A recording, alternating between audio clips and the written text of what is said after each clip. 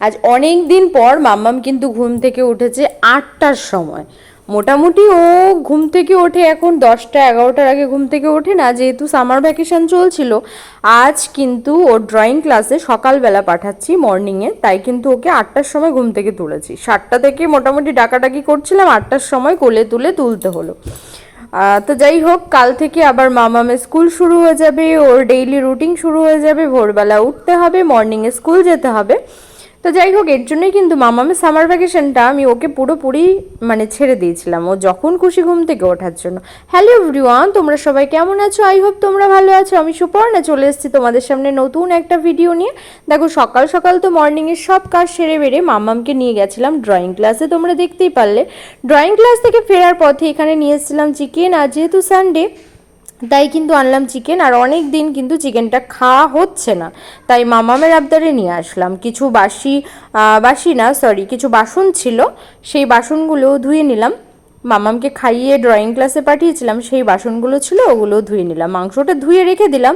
এবার কিন্তু আমি এখন ওর সকালের খাবার করব, তাই কিন্তু এখানে প্রিপারেশন চলছে। ও তো প্রতিদিন সকালে ভাত খায়, আজ বলছি কি মা অন্য কিছু খাবে। এবার অন্য কিছু বলতে আমি ভাবলাম ওটসের চিলা করে দিই একটা, তাহলে ও খেতে পারবে।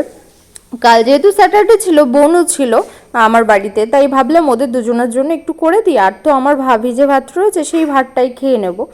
আর এখানে আমি ওটসের চিলাটা কী করে বানাই সেটাই তোমাদের সাথে শেয়ার করছি। এখানে কিছু ভেজিটেবলের মধ্যে ক্যারটটাই ছিল, সেটাকে গ্রেট করে নিলাম। আর আলু ছিল, সেটাকে গ্রেট করলাম। পেঁয়াজ, লঙ্কা, সাথে লাগবে ডিম। আর এখানে ওটসটাকে হালকা ড্রাই রোস্ট করে নিলাম।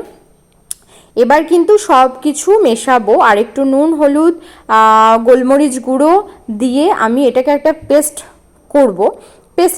ব্যাটার বানিয়ে রেখে দেবো 5-7 মিনিট। তারপরে কিন্তু এটাকে একটা একটা করে ভেজে নেবো। তো আমি এখানে পুরোটা রেডি করে কিন্তু মামামকে ড্রয়িং ক্লাস থেকে আনতে চলে গেছিলাম, যেহেতু ড্রয়িং ম্যাম ফোন করেছিল।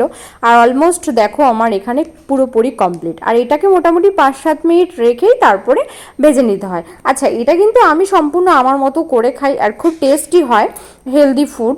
আর মামামেরও খুব টেস্ট লাগে, এটা টমেটো সস দিয়ে খায়। তো এটা কে কে খাও কমেন্ট সেকশানে জানো। অলরেডি আমার এখানে হয়ে গেছে। আর মামামকে ড্রয়িং ক্লাস থেকে নিয়ে এসে আমি কিন্তু দুটো কড়াইয়ে ভাজতে বসিয়ে দিয়েছি তাড়াতাড়ি হওয়ার জন্য, যেহেতু অনেকটাই লেট হয়ে গেছে, মামামেরও খিদে পেয়ে গেছে তাই।